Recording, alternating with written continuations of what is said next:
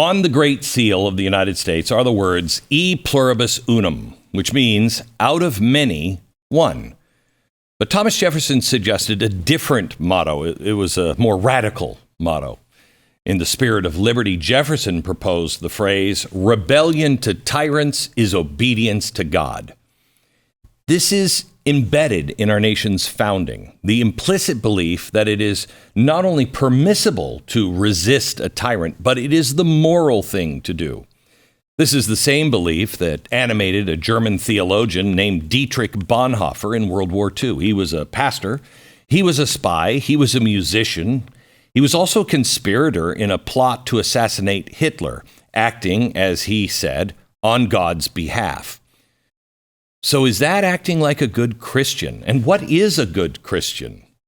In the wake of the red wave, it is clear that Republicans are on top. But what about the church? Are we still a religious people or religious right? Is Christianity losing its influence on our culture? As more and more people are stopping going to church, is that a good thing? To explore these questions, we welcome to the podcast radio and television host and best-selling author of many books, including the biography of Bonhoeffer. Bonhoeffer, the movie, is out, and it is tremendous. Bonhoeffer, his book, inspired the Angel Studios' latest film. Its author, Eric Metaxas. Before we get to Eric, let me talk to you about preborn. Is it Christian nationalism to fight against abortion? Is that too political? Or is that what we're supposed to be doing as Christians? I'm partnered with Preborn, and I'm really proud of it. They're the nation's leader in introducing moms to unplanned pregnancies to their babies. Once mom hears the heartbeat and sees that baby inside of her, she's twice as likely to choose life. 64 million lives are gone from abortion in this country. And since Roe versus Wade, since that was first enacted, 64. Now, after it was put away, millions are hanging in the balance, and it's actually becoming worse. We have to change this. We have to start with Americans' hearts and minds. That's what Preborn's all about. When a woman considering abortion wants to end her baby's life, Preborn is there. Power of the ultrasound. Then also, most women don't want to have an abortion. They just don't have anyone around them. They don't have any support. Preborn is there again for 2 years, supporting mom, diapers, formula, books, classes, whatever it is that they need. For $28, you can sponsor one ultrasound. 5 would be $140. And if you have the means, please consider a leadership gift to save babies in a big way. Tax-deductible donation of $5,000 will sponsor the entire country's network for 24 hours, helping rescue 200 babies. Donate, dial pound 250, say the keyword baby. That's pound 250, keyword baby. Or go to preborn.com/Glenn.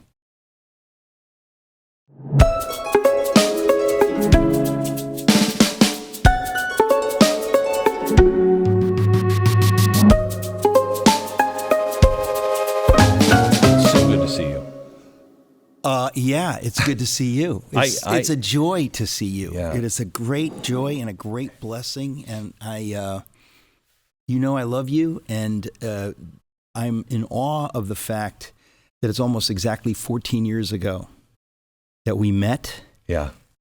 To talk about a brand new book that I had just written on Dietrich Bonhoeffer. I know. And here we are. And I had no idea who Bonhoeffer was at the time. And I think how you got into my office is a friend of yours took a picture of Dietrich Bonhoeffer and put the not to speak is to speak. Oh no. This is like one of my dearest friends, Joel Tucheron. Yeah. I'll never forget. He says to me, the book comes out, and I'd never had any big success or anything. So when he says we need to get you on Glenn Beck, and I remember thinking yeah, I need to win the lottery. I need to get on Oprah. Like, what are you talking about? Glenn Beck has this monster show on Fox, and everybody wants to get on Glenn Beck. And he's like, no. I think he would resonate with the story. Yeah. And Joel had the insight to get that and to realize we should try. And so I remember he created the Bonhoeffer poster. People can buy this now, but this gorgeous image, and he prints it and frames it with the the quote, which is actually not a Bonhoeffer quote. It's sort of like when they say Tocqueville said this, it's like, well, he sort of said that, but he didn't exactly say that, but it doesn't matter, right? Yeah. Silence in the face of evil is itself evil. Not to speak is to speak. Not to act is to act.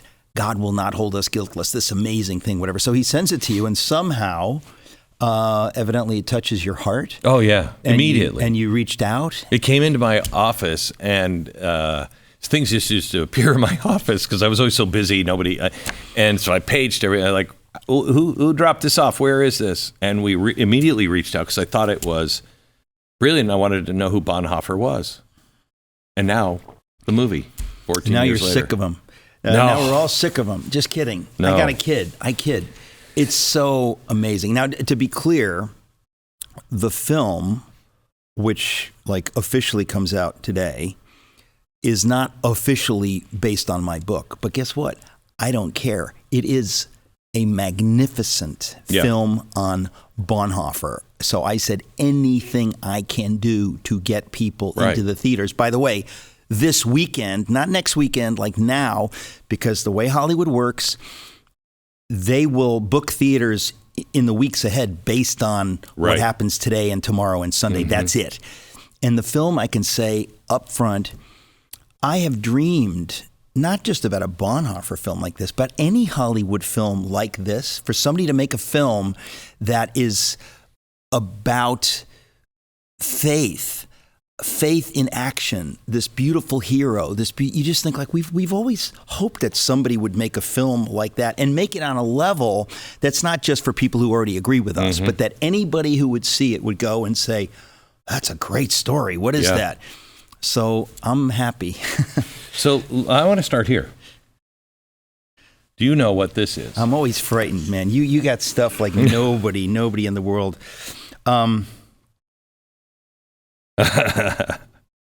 Yeah. Are we joking? You're joking? No. This is real. Uh-huh.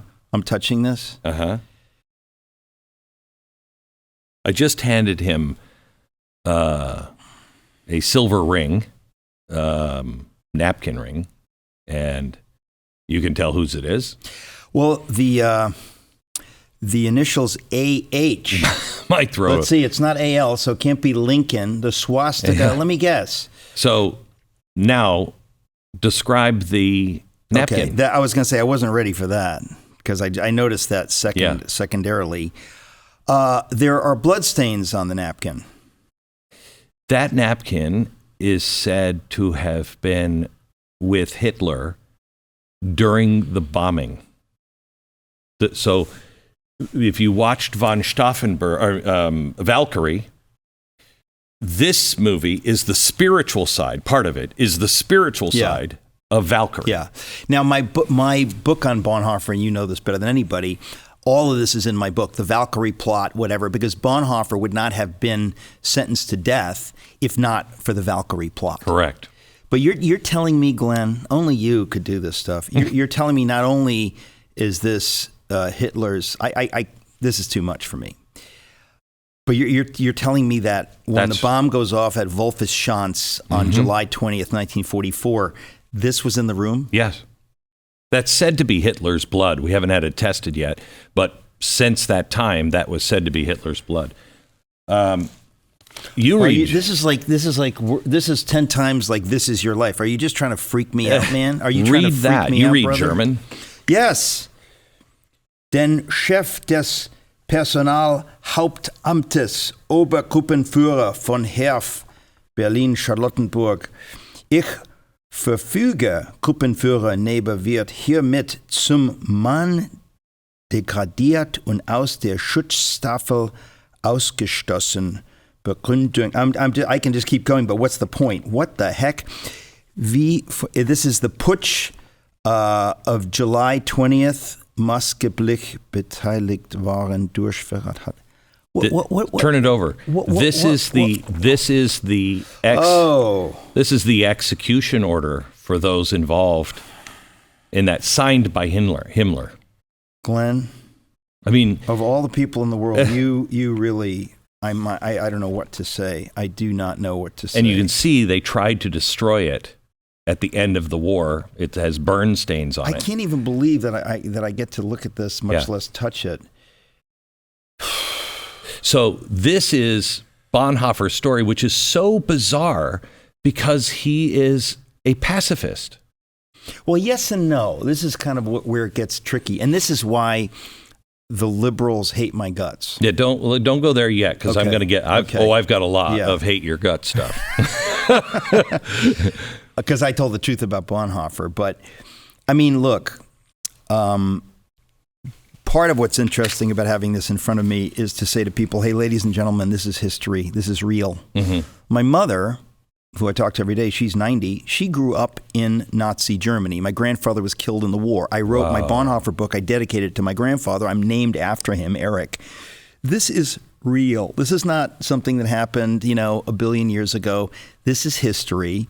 And and I know, in many ways, it's repeating itself. Mm-hmm. And the Jew hatred is on the rise, which is why I think the film is coming out now. This is God's timing, because they tried to make the film for years and years and years, and boom, now it's out. It wouldn't have been the same. God's amazing. Well, amazing. Yeah. Mm-hmm. Yeah. Yeah. So let's start in the movie here for a second. One of the things that I loved in your book was the human side of Bonhoeffer, the fact that he comes to America early, before Hitler takes over, and he falls in love with the African American culture in Harlem and the music. Oh, it changes his life. That's no exaggeration. It changes everything, and it leads to everything that followed. Now, should I just say, for people who know nothing about Bonhoeffer, like 2 sentences? Yeah, go ahead. Okay, so Dietrich Bonhoeffer was a German pastor who, in the early 30s, knew, because of his Christian faith, he needed to wake the church up in Germany that it's your duty as Christians to stand up to the evil of the Nazis. Now, at first, it was not about Jews. It wasn't it? It was more about. For him, you're right, to some extent, so complicated, right? But this is why I hope people read my book, because I always think I want people to know the details. Yes. Because the parallels are so crazy to where we are today. But initially, in Germany, as the Nazis rise, the first thing the Nazis are trying to do, because this is if you take God out of the equation and you have this Nazi philosophy, what's philosophy? Well, the philosophy is Jews are evil, Germans, Aryans are good. Mm-hmm. Oh, okay. So what does that mean? It means that the government is now going to try to separate the whole culture along racial lines. Mm-hmm. And you go, okay, what happens when that comes to the church? When the Nazis say, okay, we're going to have a German Reichskirche, we're going to have a German Third Reich church. And before I read this, and we are now going to have an official state church. Now, in America, we know separation of church and state. They didn't. We don't allow the state, by God's grace, to touch the church. The church is 1,000% independent. But in Germany, they had a very happy relationship. The Kaiser had been very pro-church. And so you have this in a lot of European nations where they never had to deal with this issue. We dealt with it in 1776. We dealt with it in 1787. They didn't need to deal with it until suddenly now the head of the state is Adolf Hitler, who is as anti-Christian as it gets. But he's not stupid. He's not going to pretend to be anti-Christian. He's going to pretend to be, I care about Christian morality. Correct. And God is with us and all this different stuff. So Bonhoeffer is this rarest of individuals who sees immediately the Nazis are going to try to take over the church, and they're going to try to get the church to go along with Nazi philosophy, which includes demonizing the Jews and saying that if you have Jewish blood, you can't be a member of the German church. Mm-hmm. And Bonhoeffer's like, well, that's a problem because Jesus was Jewish, Mary was Jewish, Joseph was Jewish, Peter was Jewish. It's like the whole church starts out with Jewish roots. So the idea that if you believe in Jesus and you have ethnic Jewish blood, that doesn't disqualify you. Most of the church was originally Jewish, and there are many of Bonhoeffer's friends who were ethnically Jewish who believed in Jesus, and they're ministers and stuff. So he knows we've got to fight now. And he tries to get the church to see it, and they're kind of like, well, we don't do politics. We just want to do church. We just want to preach the gospel. Mm-hmm. And he realizes you're missing it. This is your duty before God to stand against evil. So that's the battle.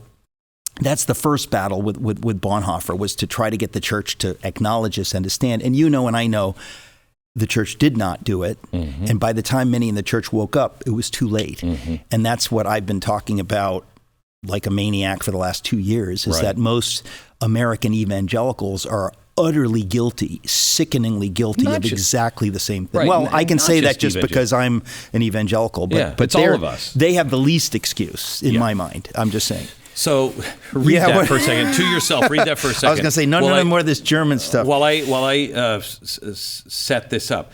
So when Hitler takes over and he starts to go after the churches, he wants to squeeze all the Jew out of Jesus and he decides to make a case to take the Old Testament and disregard the Old Testament and only have the New Testament. So we didn't have any of these pesky he thought Jews. the Old Testament, it's too Jewish. Too Jewish. Guess what? It's pretty Jewish. Correct.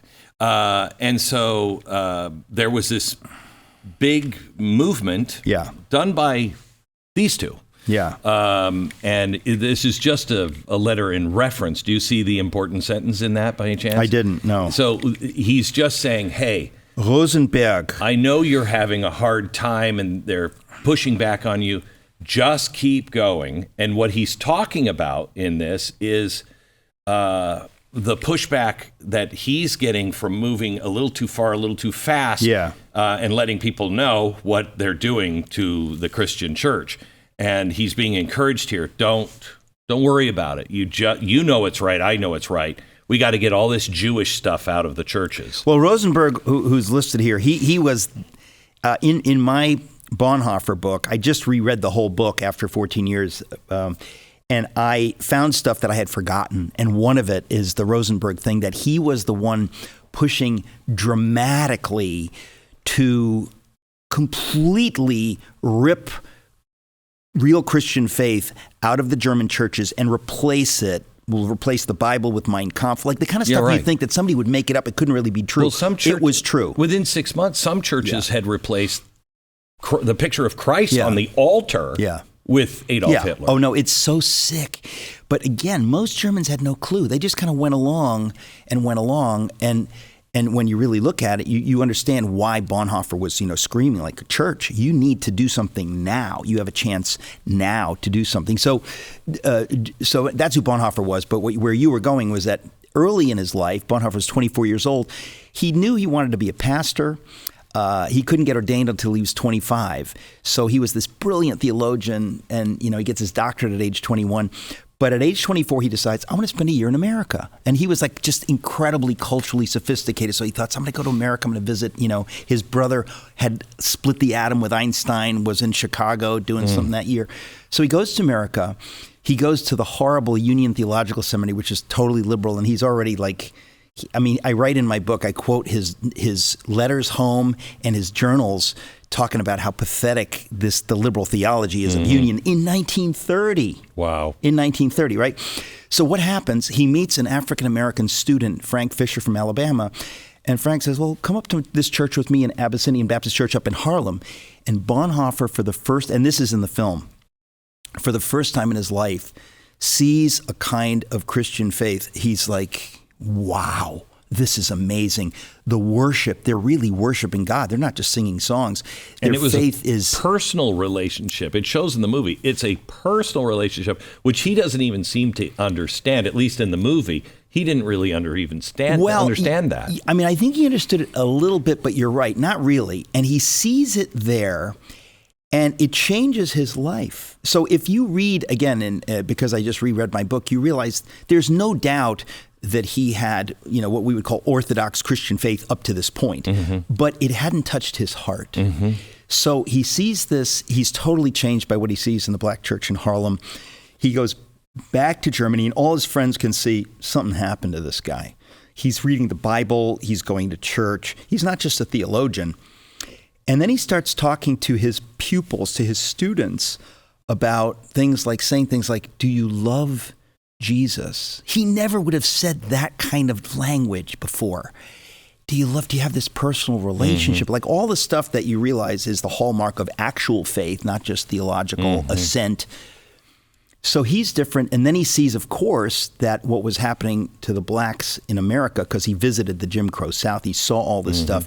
he suddenly sees the Jews being demonized, and he makes the connection. Hang on just a second, because we found a letter from Bonhoeffer writing to his family after the Scottsboro case. He says, we really don't have an analogous situation in Germany. That's famous. Crazy. Yeah. Well, listen, you got to understand, and I think I explained this in my book. On some level, that's true. In other words, when he's writing that letter, which is the Scottsboro case, what is it, 29 or 30, isn't it? Sorry, 30. So 1930. But the point is that the Jews in Germany up to that point, it's one thing to be anti-Semitic. You had all that in England, they're anti-Semitic. But the point is, the Jews were at every place in society. They had money, they had prestige, whatever. So he's thinking the blacks in America are hugely disenfranchised. So he doesn't make that equation. And also he doesn't know how quickly the Nazis are going to make the Jews, Yeah, because the Nuremberg laws were based on our laws, much of them. It's such a joy to talk to you because you know this stuff so deeply. It's such a blessing, Glenn. Thank you. And this stuff is so important. And again, rereading my own book, I remembered things that I had forgotten because I've talked about Bonhoeffer hundreds of times. But some of this granular stuff, you think, wow. There's a reason my book is as long as it is because people need to know the details. Otherwise, you just mythologize it and it becomes a cartoon. It's like, no, you need to know how real this is, but it is. All right, more with Eric in just a second. But if you're somebody living with aches and pains in your life, how do you respond to it? Do you do your best to ignore it? Do you take something that masks it? And then do you spend the rest of the time pretending that it's not there? If you do, I bet that's no way to live. It doesn't work. What you need is something that actually does give you relief. Let me tell you about Relief Factor. It's a daily 100% drug-free supplement. It doesn't mask your pain for a short time. It actually works with your body to eliminate it for good. And it uses a unique, all-natural formula to support your body's response to inflammation. And that's where most of our pain and our disease comes from. Over 1 million people have tried Relief Factor. 70% of them have gone on to order more. I take Relief Factor every day. Try it for 3 weeks. Do their quick start. Try it for 3 weeks. If you're not seeing any difference, stop taking it. It's not going to work for you. 70% of the people go on to order it month after month. It's relieffactor.com. 800-4RELIEF. 800-4RELIEF. Relieffactor.com. In the movie, he walks into, I think, a hotel because his black pastor friend says, you don't know what the rest of America is like. They take a trip. I mean, Bonhoeffer loved to travel, and he was so culturally curious. He would go everywhere. So here he is in New York, and his friend says, hey, let's go visit the Jim Crow South. Let's go to Washington, D.C. We can see Howard University. And you can see like what we have here in America. So that really happened. And in the film, they show him going with Frank Fisher to Washington, D.C. And so in the film, they go into a hotel to book a room. Now, because I just reread my book, I realized this happened with a restaurant. Bonhoeffer goes into a restaurant with his black friend, and they are refused service. And in other words, he saw this. Now, in the film, it's much more dramatic. Yeah. But he saw, like, this is America. Wow. Like, this is real. So this was real. People talk about racism today. In 1930, this is the real thing. So the hotel didn't happen, but the same thing happened without the shotgun. It's the same thing, yeah. Yeah. And he couldn't relate to it at the time. When do you think that kicked in with him over in Germany? Well, this is the other thing that's so fascinating about Bonhoeffer, because many Germans, like my family, for example, they had no clue what's going on. They're simple people. They have no connections. They have no whatever. Bonhoeffer's family was so connected. Yeah. What saved his life. They were part of the cultural elites. And so they knew everybody and knew everything and had a lot of Jewish friends. His sister, and this is in the movie, his twin sister marries a Jewish man. Now, it was a Jewish man who converted to Christian faith, but according to the Nazis, you're a Jew. Mm-hmm. So, and she's violated the Nuremberg That's laws. right. So Bonhoeffer's twin sister and her husband and his nieces are Jews who begin to be persecuted. So it's very personal for him. He had many friends. His best friend, before Eberhard Bethge becomes his best friend is Franz Hildebrand, who's Jewish. And so all this stuff hits him personally. He's forced to see stuff that no Germans would see. So he sees it early on. And also because he's so smart, he sees where it's going. And, the really dramatic thing is Hitler takes power January 31st, 1933. Within a couple of months, the church kind of leaders are trying to figure out, well, what do we do about this kind of the way the Nazis are dealing with the Jews? How do we respond as the church? Bonhoeffer, being this genius theologian, he is deputized by these church leaders. Go off and tell us what's the answer. What do we do? What's the biblical answer to this? And he writes a famous essay called The Church and the Jewish Question, where he lays out, okay, number one, and it's kind of funny because I'm reading about the founders again recently, and you realize the founders wrestled with this in the 1770s. Bonhoeffer's wrestling with this in 1933. He's like, we've never had to face this before. What do we do? And he comes up with exactly what the founders came up with. In other words, that the Bible and the Christian faith means that no government has any right to push us around. Our rights are from God. We are free. And as Christians, we have to live that out. So he spells this out for these Germans who are, they're pastors, but they've never thought about this before. They never had to think about, well, what if the government starts pushing against us? This is such the American story today. It's amazing, right? It's amazing. And so if you don't know your rights and if you don't know what it really means to be a Christian, you're going to let them bully you, which many churches have been doing for the last, let's just say 4 years, but for much longer than that. So Bonhoeffer writes this essay and he says, number one, the role of the church is to be the conscience of the state, to tell the state, in a sense, this is when you go too far. This is your job. In other words, what is God's idea of the state? God's idea of the state is there should be a state, there should be a government, but it has to be serving righteous purposes. And Bonhoeffer says, so the first thing is the job of the church is to make that clear. And then if the state is going wrong, it's the job of the church to help the victims of state action. So anybody hearing him read this essay, as he did read it to these pastors, they right away think like, oh, you mean the Jews. And then he clarifies, oh, and by the way, if the victims of the state behaving not the way the state is supposed to be behaving, if those victims are not members of the church, in other words, if they're Jews, it is our duty to do it. So I think a lot of Germans were kind of like, huh, really? That's our duty as Christians? And he's like, yes.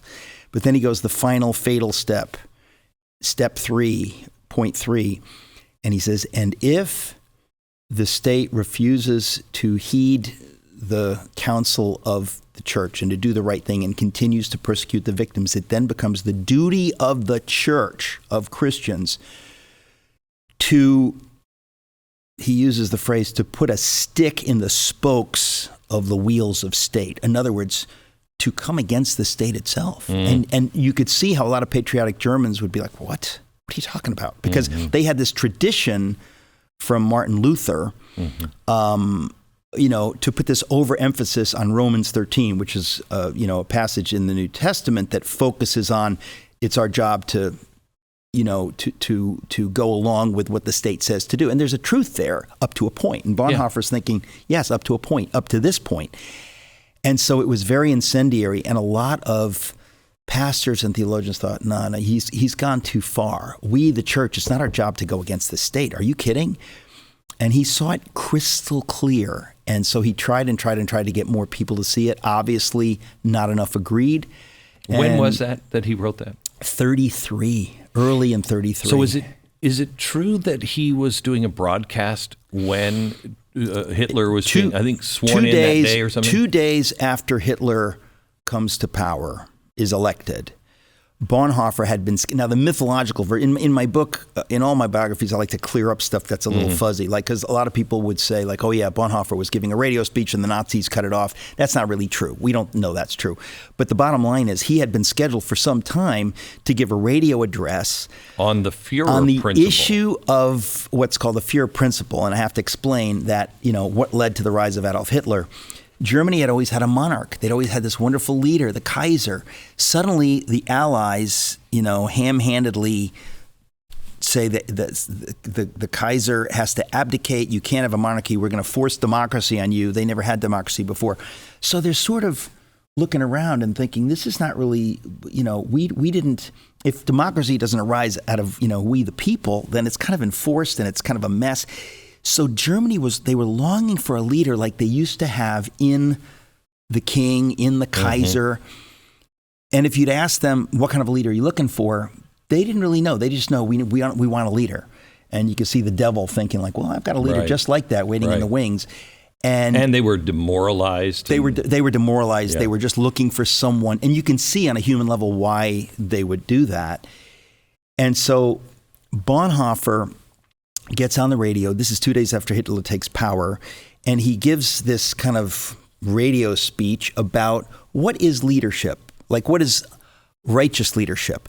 And of course, righteous leadership is that I am deputized by God to lead my family, let's say, right? In other words, my authority doesn't come from me. It comes from God. I'm the father, and I have a duty. Right. And so I am under authority.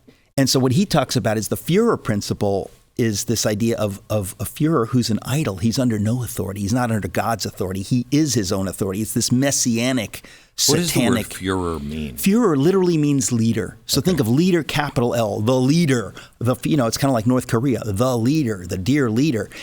And so it's to make an idol of the leader. So even the Kaiser was under God's authority, but the leader, this idea of the leader that kind of arises in the 1920s in Germany is this just a leader. But whose authority is he under? Nobody. And so Bonhoeffer lays this out and he says there's the temptation to make an idol of this leader and for this leader to lead people to kind of worship him as opposed to, we don't want our kids to worship us. We want them to respect us because we respect God. And it's a whole different. So he's outlining kind of this biblical view of leadership versus this satanic will to power kind of leadership. And wow, he's giving this radio address and it gets cut off. We don't know why it gets cut off and stuff. But so he's on the record 2 days after Hitler takes power. Bonhoeffer is on the record as standing against this kind of false leadership. In fact, he says that leader is a misleader. Wow. So let me go through a couple of things here because I'd like your opinion on early on, and especially with the church. A couple of things happen. You just mentioned one, and that is when Hitler comes to power, the people are demoralized. They have been kicked by everybody in the world. They are no longer the great nation that they once thought they were. The churches had really hurt themselves in World War I by saying this is God's, and it wasn't. And then they go into just decadence with the Weimar. And so let me just drop a marker here for a second, then I'll give you one more thing. Drop the marker at, gosh, that kind of sounds like America today. Okay, you've been kicked around, you're tired of it, you're looking for somebody, and somebody comes to say, oh, I'll take care of that. Okay. The next marker is, as I started doing research on transgenderism, the College or University of Sexology in Berlin, at the height of the Weimar Republic, the first transgender surgery happens in 1925 in Berlin, and that guy has multiple surgeries. He dies in 29 as they try to sew a uterus inside of that man. Okay, this is the island of Dr. Moreau. Yes, it is. This is so sick. Yes. So, but that university in Berlin starts writing books and papers and starts pushing this out. So it's in the universities. It's even in some of the schools, secondary schools. And that's when, it's my understanding, and I'd love to hear your thoughts on this, that's when the people who felt they were being pushed into the background and we had just become this immoral, godless state, they were looking for someone to get rid of all of this stuff, right? Yeah. And they found them in the brown shirts. Yeah. So the first book burnings were actually the stuff that's saying transgenderism, homosexuality, pedophilia, all of that's fine. Well, that's the point. Is there's going to be truth in every lie, and that's the way the devil works. There's no such thing as a pure lie. So you have to, you give somebody something that they like, and they go along with it. Right. And again, if you're a Christian, you would recognize pretty quickly, like, wait a minute, can't go along with that, can't go along with that. And the church in Germany, again, was lost. It was lost. It was so Bonhoeffer knew the church was the only hope of Germany to stand against this evil. But if he couldn't get enough German pastors to do that, and he couldn't. So, but let me go back. Here's why I dropped those two in. When I saw, when you hear people transgender, homosexuals, or whatever, they'll say, those Christians are going to round us up. Yeah. Historically, they have a point. In Germany, historically, that's what happened. The Christians got in bed with the Germans early on. Were they the Christians? You see what I'm saying? Like, in other words, I don't know that that's true. And I think that we're living in a day right now, especially as Americans, I know that anything that leans toward theocracy, that leans toward demonizing people with whom we disagree, that is fundamentally evil, anti-Christian. In other words, so this idea that there are people who want to impose their morality, I know that happened in the past. We're not there. In other words, I am very deeply involved in all kinds of Christian communities. I don't see a hint of that. And if you ever do see a hint, it's the Christians that say, no, that's wrong, And so I don't see that parallel today. But the fear on the other side is there. There are people who think, if Christians and conservatives get in power, they're going to do this and this and this and this. I know that's not true, but I know that their fear of it is very real, which is why they use the incendiary language that they do, that if Trump gets in power, he's going to do this and this and this. That is absolute nonsense. I would be screaming from the rooftops. But the point is, they're so convinced of this, they so think, oh, no, he's Hitler 2.0, that they're willing to put a bullet in his head. In other words, they're willing to do anything because they feel like they know that this is a real threat. I know that it isn't, but these are the times in which we live. So how do you convince people who will see these parallels? Strong leader. Restore things. It's very surfacey, Glenn. This is the thing. I've been dealing with this since 2016. When I first came out for Trump, and there were people thinking, oh, don't you, Eric, you idiot, you wrote the Bonhoeffer book. Don't you see that he's an authoritarian nationalist just like Hitler? And I'm thinking, no. His version of nationalism is like George Washington's version of nationalism, not like Hitler's version. So nationalism by itself is not bad. When you make an idol of the nation, it can go bad. But George Washington, Abraham Lincoln, loved America. Correct. And that kind of nationalism is beautiful. It doesn't lead to making an idol of patriotism, an idol of the president. It leads away from that. But people who really don't have a sense of history, they're very simplistic, and they go, oh, Hitler was a nationalist, he was an authoritarian, Trump is authoritarian. Now, even that phrase, when people say Trump is authoritarian, that is nonsensical. For 4 years, he was the president of the United States. He didn't do the stuff that people are saying. It doesn't mean I agree with everything, but the point is that these people are so emotional that they don't even, the facts are meaningless. As far as they're concerned, if you are in any way like a strong leader, they say, oh, you're an authoritarian. Do they know what an authoritarian is? Have you lived in North Korea? Have you lived in a country with actual authoritarianism where if you dissent, you're rounded up? The only people I see being rounded up in America is people that dared to wander through the Capitol and take selfies on J6. Those people are in prison while we sit here having this conversation. So there's tremendous irony, and it's we're in a dark place. Yeah. Let me, while we're here in the dark place, let me just ask you, because you get a lot. Well, let me ask you this first before we go there. If Bonhoeffer were alive today, what do you think he would be, what he would think about world affairs, theology? Would he be engaged? Well, I think that we just have to look at how engaged he was. He was willing to get involved in a plot to kill Adolf Hitler. Why? Because he knew that Jews are being destroyed, murdered. He said, I have to do something about this, and So I think that this idea, the lie that he was dealing with in his day, it's the same lie we're dealing with in our day, which was what led me to write my book, Letter to the American Church. What would Bonhoeffer say today? It's the same excuses being given by the church. We don't do politics. What do you mean you don't do politics? Slavery is an issue, and you say, well, we don't take a position. That's political. We just do church. How can you do church and not take an issue on enslaving human beings? That's politics. My hero, William Wilberforce, I wrote a biography of William Wilberforce. He was a politician who, because of his Christian faith, said, I must stand against the slave trade. This is a satanic abomination, treating human beings like this. I'm going to use politics and culture and whatever I can do to change the laws. That's our duty as Christians. It's our duty as Americans. And so Bonhoeffer was trying to get the church to see it in his day. And again, many were like, we don't want any trouble. We're just going to do church. We'll let the evil take over. We don't care. It's not affecting us. It's affecting the Jews. God judges that if you don't speak up for those who are being crushed. And so I really think Bonhoeffer gives us a picture of what it is to be involved. And again, our fidelity is to God. But the idea that you can somehow be a person of faith and not take your faith into action is preposterous. That's have a duty.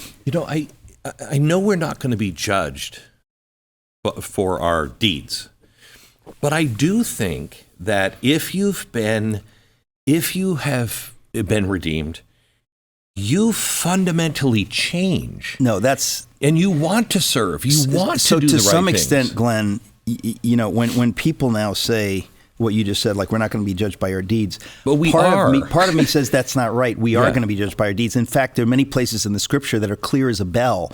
So, yes, technically I'm saved by faith, but the point is the scripture says faith without works is dead. In other words, if you claim to have faith, God knows whether you have faith by how you live. He sees your heart. And if you're not living like Jesus actually defeated death on the cross and you're freed to live for God and his purposes, if you're not living that way, it proves you don't believe it. So you can claim to have faith. You say, well, I signed a statement of faith and I go to that church. And God is not impressed by that. He looks at your life. Yeah.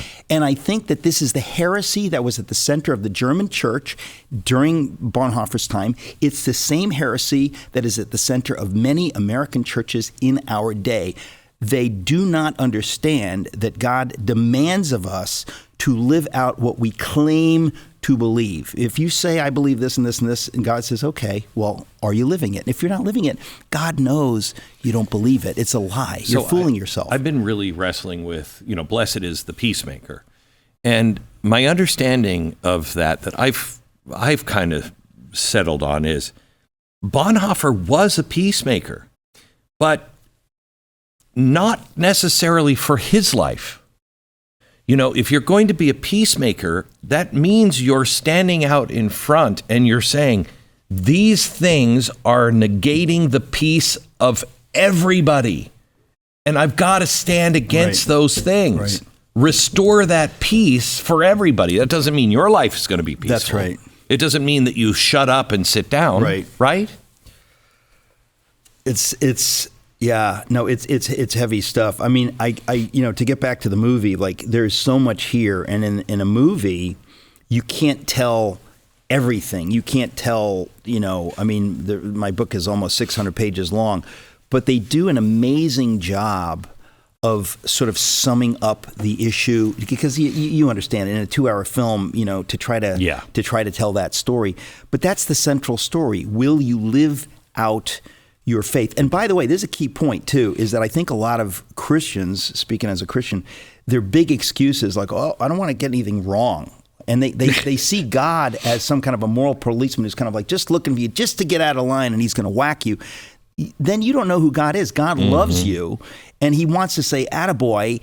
And even if you get it wrong, he's like, yeah, but I see what you tried to do there. It's not about did you make a mistake. So Bonhoeffer goes out on a limb and says that even if I'm getting something wrong, I've got to do something. I'm going to do my best. And if I'm wrong in being involved in this plot to kill Hitler, then I cast myself on the mercy of a merciful God. But to do nothing, I know that that's just an excuse. And so many Christians think that if I do nothing, I won't vote for this guy. I won't I'm just going to do nothing. To get back to the famous quote, not to act is to act. You don't get some like neutral carve out. You know, Switzerland, their neutrality is despicable. It's not like, well, they were neutral. When you have evil rising and you say, well, I'm not going to take any sides, God's going to judge you for that. You got to figure this out and you got to do what you can. So that's where we are. So is it true that he comes back and he knows he has to do something? And it seems to me that when he comes back and he's talking to his pupils, that he's asking, so pacifist, I mean, can you be a pacifist? And it seems to me he's almost looking either to send a signal to them to let them know, hey, you're going to hear some things about me maybe.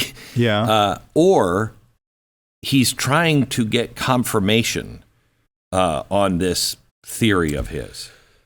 Well, there's a few things. Let me say this real quick. Just as we were talking about nationalism a moment ago, right? Like George Washington's idea of nationalism, Lincoln's idea of nationalism is this beautiful thing. It's beautiful. It's about freedom. It's about all this great stuff.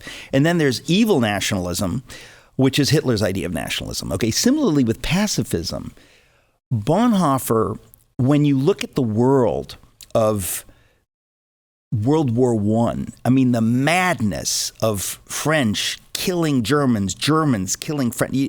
At that point, he realized nationalism has overtaken Europe. It leads us to World War I. It's destructive.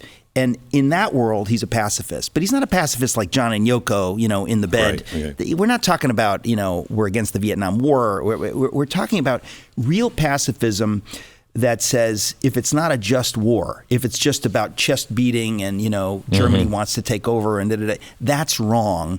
So in that world, he's a pacifist. But a lot of liberals in the decades, after Bonhoeffer's death, whatever, they tried to pretend like, Bonhoeffer was this liberal, theological liberal and a pacifist. And basically, that's nonsense. And I didn't know when I started writing my book what I would find. But what I found was that was all nonsense. Bonhoeffer was not any kind of a pacifist along those lines. So we have to be careful when we use terms just like nationalism, when we say pacifism, like just as we would say, if there's a way to avoid war, yes, we want to avoid war. But if there's this horrible aggressor or something like that, we have a duty to defend the innocent, to defend which is different from kind of the purest kind of pacifism. Bonhoeffer was not the kind of a pacifist that says, I will not, take up arms if there's an invader or something like that. And so I just think that it just needs to be clarified.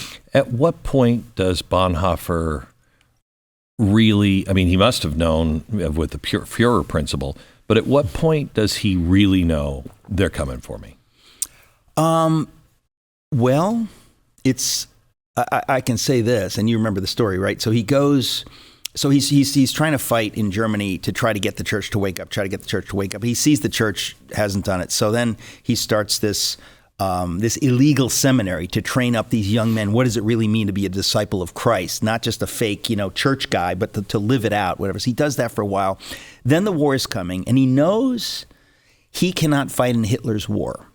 He knows, but he knows that if he says this publicly, being who he is, then the Nazis are going to come down on all the people associated with him. So he can't say it publicly. He needs a way out. He decides, I'll go back to America. I'll sort of escape the trouble, and I'll go back to America. So in 1939, he goes back to America, and while he's in New York, realizes, oops, I made a mistake. I need to go back to Germany to face whatever I have to face. He didn't know what he's facing. Maybe death, probably death, who knows. His faith was so strong that he just knew, I just need to go back and God will take care of me, and whatever happens, happens. So is this coming from him, or is this coming from, because some say it came really from the advice of the pastor? Absolutely not. No, that's one of the things in the film, there's things in films that that's just not true. No. It totally came from him. In fact, he probably didn't even meet with them when he came back. That's one of the things in the film that, because he wasn't there long, was he? He was there 26 days. Yeah. And I will say that, no, it completely comes from him. When I say from him talking to God, from him praying and saying, Lord, lead me. What do I do? What do I do? The Lord led him, and it became his conviction, okay, I need to go back. So what happens now is, what is he going back to? He knows the war is coming. He knows he can't fight in the war. What's he going to do? Well, long story short, his brother-in-law is involved in German military intelligence. And the Abwehr, German military intelligence, was kind of independent. In fact, they were at odds with the Gestapo, because we forget that there was, it's not like living in Kim Jong-un's North Korea. There was still some semblance of law and whatever. So he figures if the war comes and I'm working for my brother-in-law in German military intelligence, it'll look like I'm serving the Third Reich. It's a time of war and I'm doing what I can and so on and so forth. So he does that. And while he's doing that, so the Nazis are kind of leaving him alone and leaving the Abwehr alone. It's kind of like the FBI and the CIA. They're kind of, And he gets involved in the course of his actions effectively as a spy. He gets involved in trying to get 7 Jews out of Germany into neutral Switzerland to save their lives. Bottom line. It's called Operation 7. And in the course of that, there's some financial irregularities because the wonderfully neutral Swiss require money to take the Jews. Isn't that great? And that's when the Gestapo, they kind of notice, there's some irregularity. So Bonhoeffer and his brother-in-law and a few others are sent to prison, but it's just for that. No one knows about the plot to kill Hitler. So he's in prison. He's treated rather well during the season. He's in Tegel military prison. It's not like the Gestapo prison or whatever. His uncle, because he's so well connected, is the military commandant over all of Berlin. So when all the guards and everybody find out, this is the nephew of like the big boss. So he's treated okay. And he's under the impression, everybody's under the impression that they will be able to beat this rap, that this is just a money laundering thing and he'll be able to, he will get out. Right. And he gets engaged. Now, none of that's in the film, but he gets engaged, and it's this love affair, and it's so beautiful. And he's in prison writing letters to his fiancée. It's so beautiful, and he has hope. And obviously, that's all in my book because it's so moving. It's beautiful. So he's in there. While he's in there, as we've been saying, July 20th, 1944, the Wolfschanz Valkyrie plot happens. The bomb goes off. Hitler is not killed, and not only do they fail to kill Hitler, but suddenly now the whole conspiracy is exposed for the first time ever, because it's been going on for years. Nobody knows. Suddenly, it's exposed. So at that point, to answer the question finally, that's when Bonhoeffer knows probably my days are numbered now.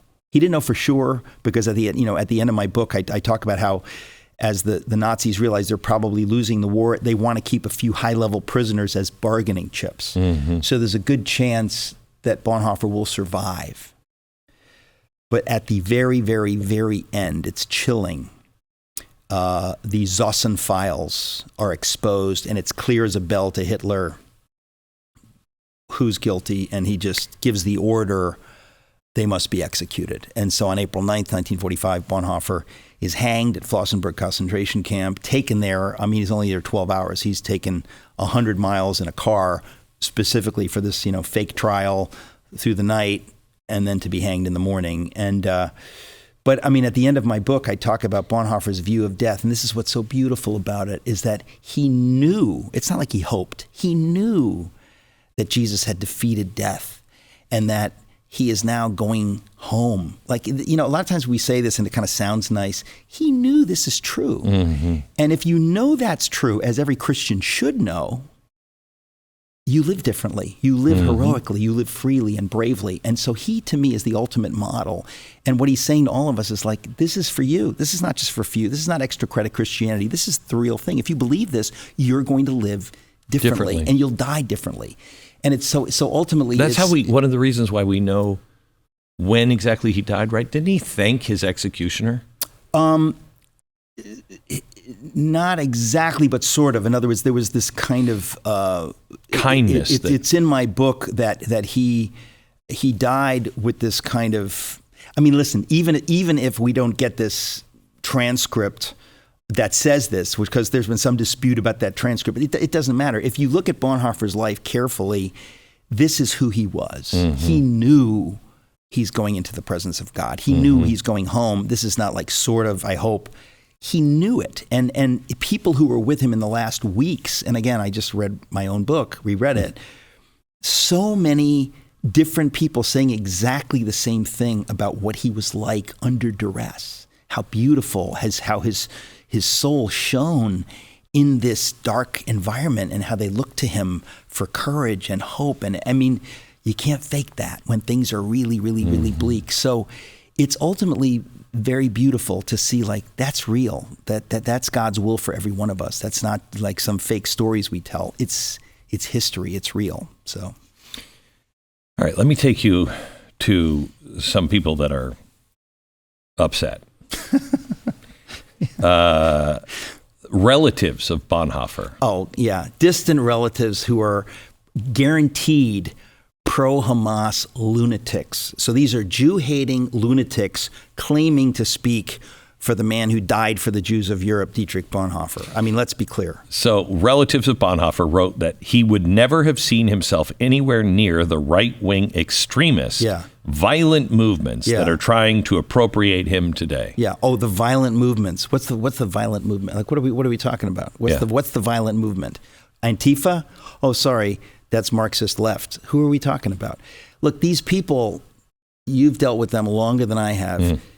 They're unhinged. There's no talking to them. They have their view. It's a free country, but they're crazy. Listen, when my book came out in 2010, you had me on your show. Can you imagine how the left-wing lunatics who had their own private Bonhoeffer, this fictional Bonhoeffer that they had created, to have me write a big book that's selling 1 million copies, and I go on the Glenn Beck show, that right-wing neo-Nazi Glenn Beck, but they don't care about the facts. They just know they hate you, they hate Trump, they don't know what they think. All they know is somebody other than them has put out a book on Bonhoeffer, and so they're going to just demonize. That's kind of what's happening here. And again, the irony, I mean, it's horrible irony. The liberals who go to see this film are going to love the film. This is not some right-wing film. I mean, the guy who wrote the screenplay and directed it is not even conservative. He's probably liberal. I mean, so he made a film for everybody. They made this beautiful film, and these lunatics are coming out and trying to brand it like, you know, it's some neo-Nazi. I mean, again, people who see the film, it's going to be pretty clear. I mean, because I guarantee you, tons of liberals aren't reading this junk, and they're going to go see the film, and they're going to tell all their friends it was an awesome film. Christianity Today. Oh, yeah. Well, they've gone over to the dark side, in case you didn't know that. I know. You know. They also provided some pushback. Here's what they said. What kind of connection is the film making by suggesting that Bonhoeffer changed his mind about the narrow way? Explain what the narrow way is. Well, you see, Christianity Today, actually, in all seriousness, they're getting that wrong. But I can understand when somebody's making a movie, they play fast and loose with some stuff. And it's true that in the film, you could get the idea that Bonhoeffer's saying, like, well, the heck with this, Christian morality. Hitler needs killing, Now, that's not true. Right. But you could see that if people aren't sensitive to the whole thing, that they would say, well, it sort of implies that. That's not true. I mean, it's not true of Bonhoeffer. It's not true of the film. I mean, Angel Studios is distributing the film. They take faith seriously. This is not about like, well, we don't care. We just want to make a movie. But if you're looking for something like Christianity, they're just looking for something to find, a thread to pull. So they say this crazy stuff. I mean, in the film, the marketing, and this is Angel Studios, right? They kind of want to make it like it's a sexy spy thriller, and Bonhoeffer's an assassin, and he's got a gun or whatever like that. That's called marketing, right? Right. That's called marketing. If you watch come the in film, and see the movie, right? Come and see the movie. But so they kind of act like, oh yeah, this kind of right-wing crazy cabal that they want to incite political violence. I mean, the left is. They're unhinged, and they write stuff like this. So they finish this. Perhaps it's suggesting that the audience should also lay down their political naivety and take up arms. Yeah. Perhaps it's suggesting the way of Jesus is too soft for the hard realities of modern conflict and should be replaced by a more realistic approach. Yeah. I mean, of course, that's nonsense. But what is interesting, of course, there's truth in every lie. I think that there are people, and I'm among them, who feel like there has been this, how do we put this? there is a warrior side of Jesus, right? That he turns over the tables in the temple and he rails against the religious leaders. They don't know that Jesus. They kind of want Jesus is very gentlemanly, right? And so what their version of Jesus is just like all of the Prussian military class that said we're too gentlemanly to push back too hard against Hitler. He's the head of the government. In other words, there's a time to say, wait a minute. This is evil. We got to do something about this, right? But Christianity Today and others, they're not interested in these nuances. So they just have to say, oh, you're saying, throw away your Christian morality.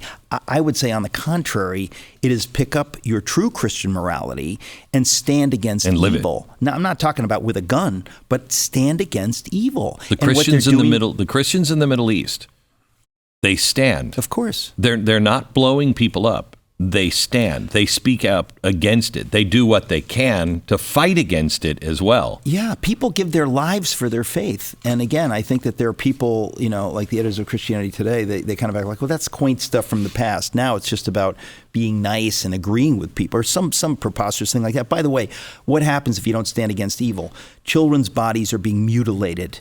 We have sex trafficking on our southern border. Does it not bother you that 11 and 12-year-old girls are being raped? Doesn't bother you? If that doesn't bother you, I don't know what kind of Christian you are. Right. So, I'm just stunned at, you talk about naivete. Wow. Because that's not politics. That's saving children on our own border. Yeah. In the same article, points right directly to you, Metaxas continues to marshal Bonhoeffer's work toward his project of politics as the ultimate end of theology. I mean, that is a vile lie. And what's interesting, though, is that they really believe it. You can tell they believe this. And I think to myself, wow, imagine we're abolitionists. We care about blacks enslaved being treated like scum and animals. We get involved politically because we believe it's our moral duty to stand against that.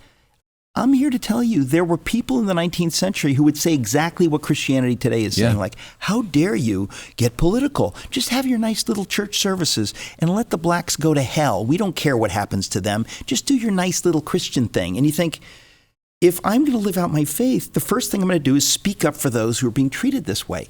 And so Christianity Today, anytime you do anything that leans toward the political, they just try to demonize you. They don't actually think, are you trying to help people? I mean, so again, this idea of that we're not supposed to be politically involved. Trust me, the editors of Christianity Today are totally politically involved on the other side. Yeah. They are helping, the communist, globalist left, either by doing nothing, or if they can actually help them by helping them. So they're hypocrites because they're very politically involved. But when people like you or like me get involved politically, they say, "Oh, you're just a culture warrior. You don't care about God."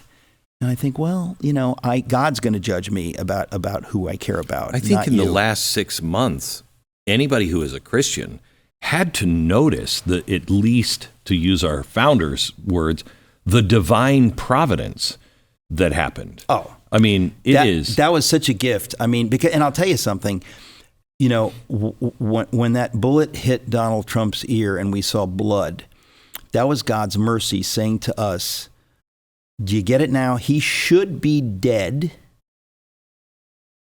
but he's not.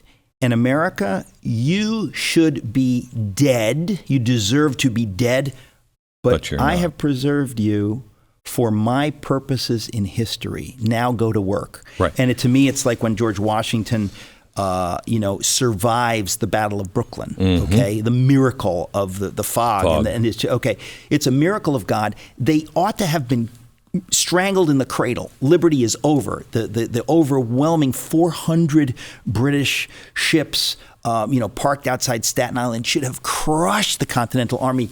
Game over. America never comes into being.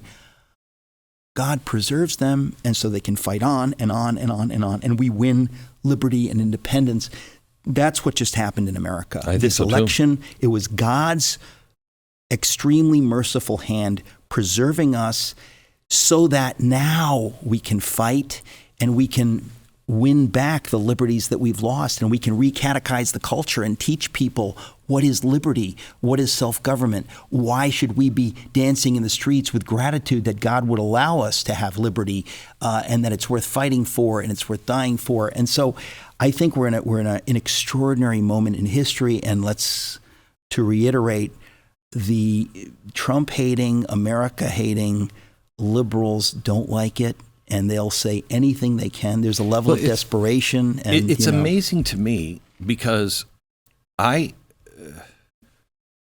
don't have any loyalty to Donald Trump. My loyalty is to the Constitution. And as long as he remains loyal to that and those ideals, bingo, I'm with him. Yeah. But if he starts violating the Bill of Rights, we would be the first ones screaming. Right. You're darn right. Right. It's really amazing. What is Christian nationalism? Christian nationalism is an invented term, invented by the devil to demonize actual Christian faith. In other words, Bonhoeffer used the phrase faith in action. Mm-hmm. When you put your faith in action, the devil doesn't like it. And all of those people who are playing on his team, they don't like it. They want your faith to be in some little neutral corner that has no effect on the world outside your little church or whatever. So they say, oh, you're a Christian nationalist. You're living out your faith. Yes. When people tried to abolish slavery, they would say, oh, yeah, they're being Christian nationalists. Why don't they just accept slavery and just do their little church service? And they said, well, because we can't. Because of my faith, I need to stand against the evil of slavery. And it goes down the line. And so we're living in a time now where those on the left have to demonize. They have to create a term because it's like, oh, you're not supposed to live out your faith. You're just supposed to have it locked in your head, and it has no actual effect beyond your head. And it's amazing to me that they miss that they have created a faith, a church. The planet, bingo, or transgenderism, bingo, or whatever is their God, and that's their nationalism. They're not saying, oh, the planet is warming and I worship the planet, let's not do anything. Right. Well, right? You understand too, like these terms are just silly terms like nationalism. Evil is evil. So if it's nationalistic evil or globalistic evil, in this case, it's globalistic evil. Okay. You've got these globalists who are against the idea. I know how the idea of a nation can go wrong, but I also know how the idea of a nation can go right. Mm-hmm. They're not interested. They have a globalist agenda. And they are at war. Let's be clear, as Americans, they're at war with the sovereignty of America. Yes. Okay, patriots have died so that we could have a free nation. We could be a shining city on the hill for the whole world to look at and say, what they have in America, I want that. That's beautiful. My parents came here, from Europe, from war-torn Europe, because they thought, could we live in America? Oh, it's so beautiful. It's so amazing. These folks are at war with that America. They want a globalist tyranny, basically. And so what do? They create this term, Christian nationalism, to make it sound like nationalism. I mean, I hear this a lot where they say, oh, I'm about the kingdom of heaven. I'm not about, America. I'm about the kingdom. That's like saying, like, I'm about Jesus. I'm not about my wife and my daughter. No. I'm about, and you think, wait a minute, if you love Jesus, you're going to love your family more. But they're creating this preposterous zero-sum game that if you love America, it means you don't love God. And I think, no, if I love God, it's going to make me love my country more. It's going to make me love my community more. It's going to make me love my family more. This is classic Marxism. It's a zero-sum game. You have to pick this or this. That's never been the case. Those in this country, the Black Robe Regiment, which I first learned about from you, because they loved God, they loved the idea of, imagine if we could have a free country, how beautiful that would be, how it would reflect God's values in history. So it's a totally different thing. I think that I understand it to some degree in Europe, the European elite.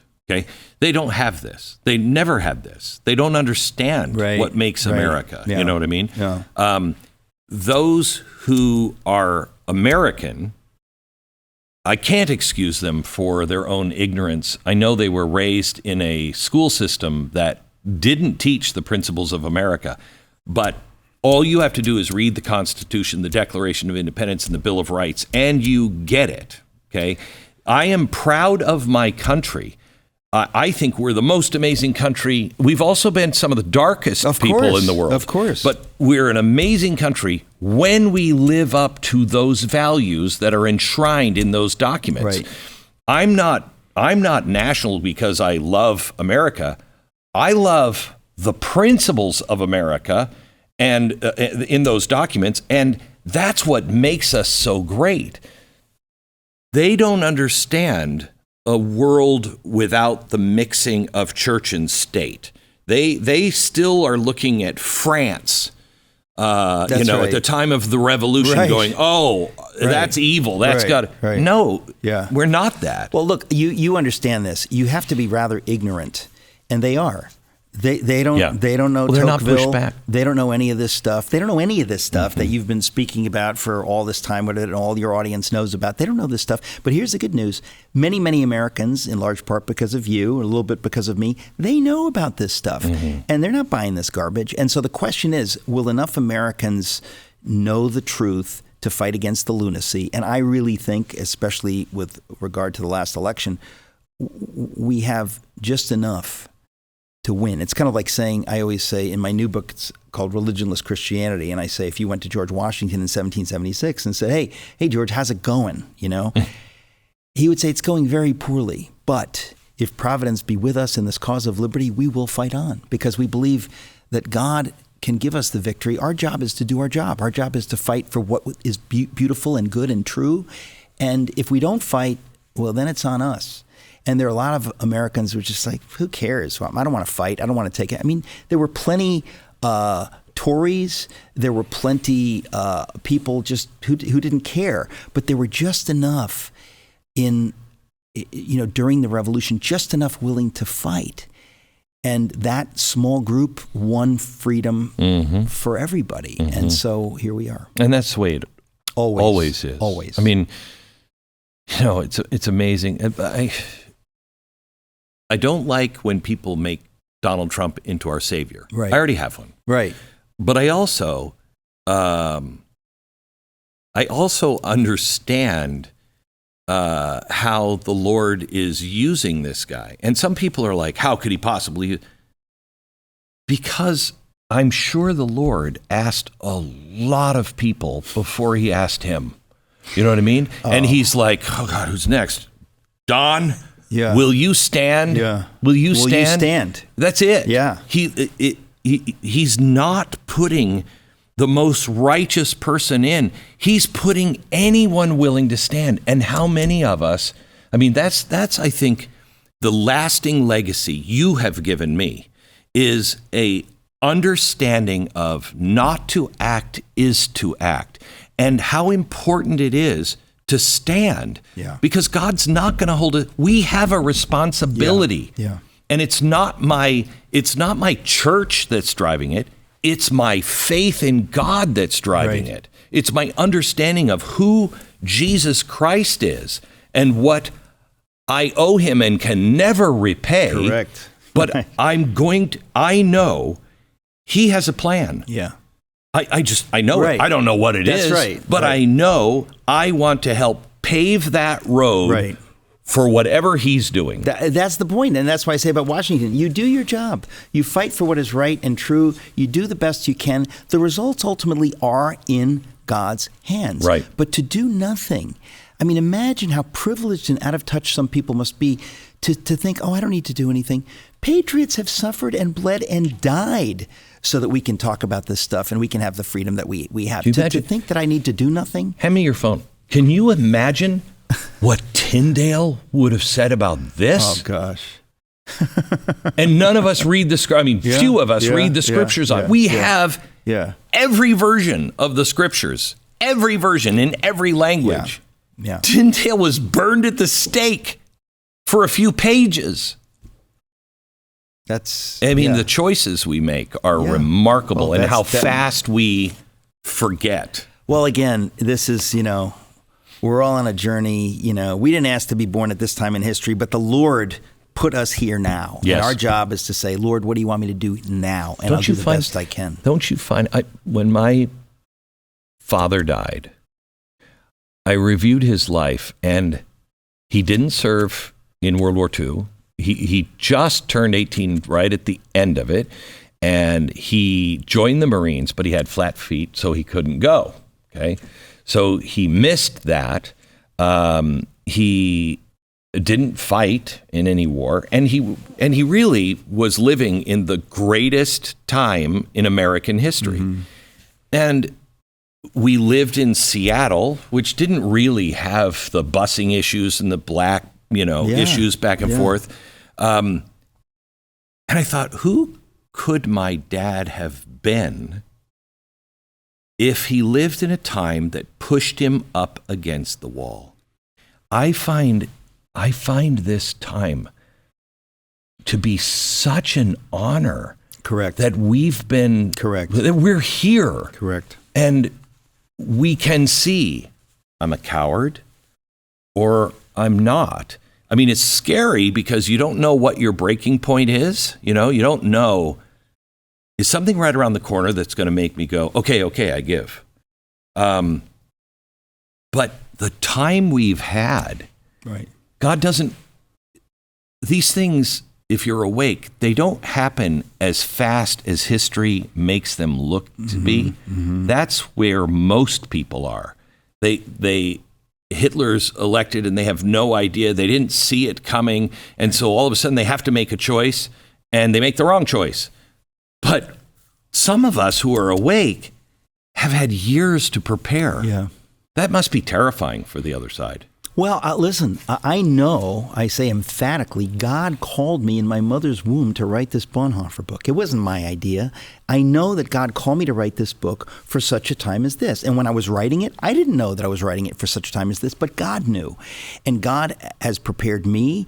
And the fact is, here we are. We are here now, and we get to live our lives to God's glory. And what an honor. What a beautiful, beautiful thing. And the thing is, we can trust God with the details. Whether we die tomorrow or we live, who cares? God knows, and we can trust him. And I think that that's one of the reasons the story of Bonhoeffer is so beautiful to me, is that he lived it out. He didn't just talk about it. He was given an opportunity by God to live it out and to show us what that looks like. And that is profoundly inspiring to so many people. So again, I'm stunned that this film is out now. I'm stunned that it's as wonderful as it is, because it didn't need to be.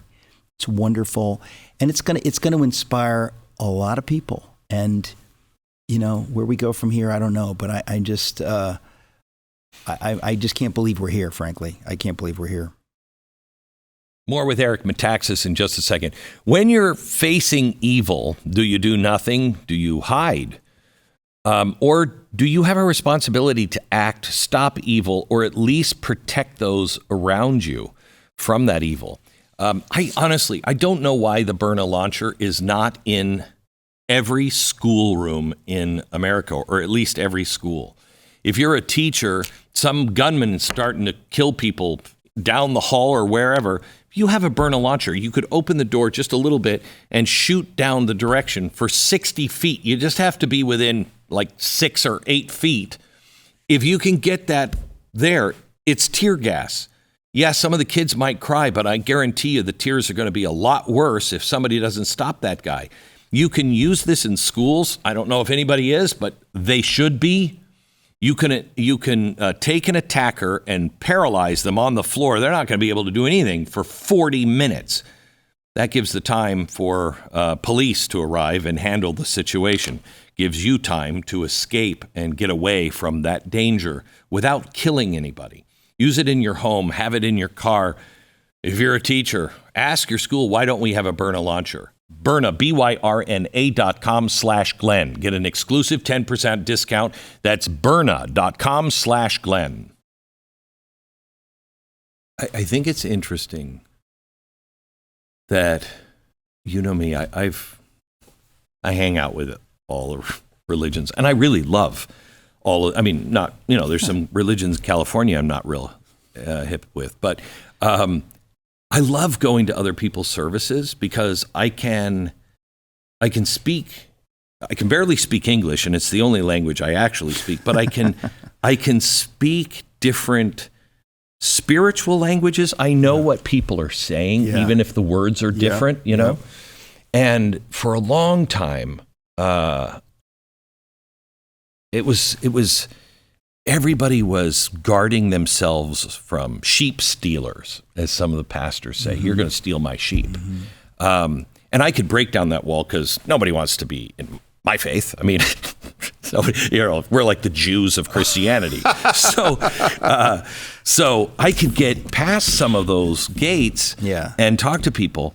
And in the 15 years ago, it would still break down to at the end, push it, and it would still break down to, well, we have our faith, and you're kind of outside of our faith, and these people are outside of our faith. Right.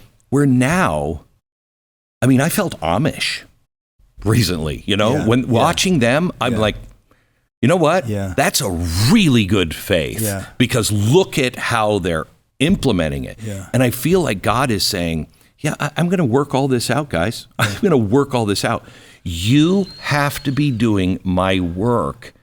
And is that kind of what religionless Christianity is? Yeah, I think, So my new book, I mean, the book that I wrote a couple of years ago is called Letter to the American Church, which talks about the parallels between what happened in Germany and where we are now. And I had more to say. And I used a Bonhoeffer term for the title of the book called religionless Christianity. And all he's trying to say... Because that pissed a lot of people off. Oh, you have no idea. And I kind of did it in part to piss them off. Right. Because I thought to myself, listen, and it pissed them people off when he did it, too, didn't it? You know what's interesting? I mean, we don't have time to get into it, but the bottom line is this. Bonhoeffer, and again, rereading my Bonhoeffer book recently, I saw it more clearly than I've seen it in years. He was consistent from when he was in his early 20s till the day he died.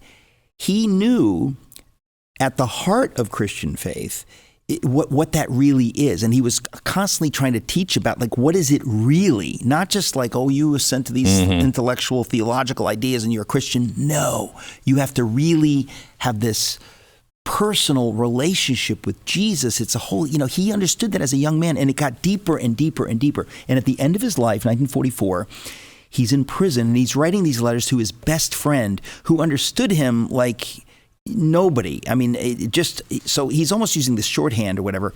And in one letter, he's basically saying that we needed a religionless Christianity. In other words, we had all of this religion. We had all this, like, I'm going to the Lutheran church and I'm going to, and he thought that did not stand against evil. We needed to live out our faith. Correct. Like the saints of old, like the martyrs of today. We needed to live out our faith 24/7. We needed to put our faith in action, and the German church didn't. And he says, if we'd had a truly religionless Christianity, in other words, all this liturgical trappings. stuff and the trappings, whatever, and what I write about in my book, and I've been talking about everywhere, is whom did Jesus rail against? The Hellenistic philosophers, the pagans? No. The most religious people of his day were the ones that he called a brood of vipers. You are of your father, the devil. In other words, you can know the Bible backwards and forwards. You can do all the religious stuff, do all the stuff. And then when God sends his son into your midst, you murder him. That's satanic. He knew that all these religious trappings not only are worth nothing, but they can be marshaled by the devil for his purposes. Right. And so Bonhoeffer saw that all this religious stuff in Germany opened the door to the devil and opened the door to the evil of the death camps. And he's saying we needed a religionless Christianity, people to actually live out their faith. And in every generation, in Jesus' generation, in every single generation, there are people of all the trappings of religion.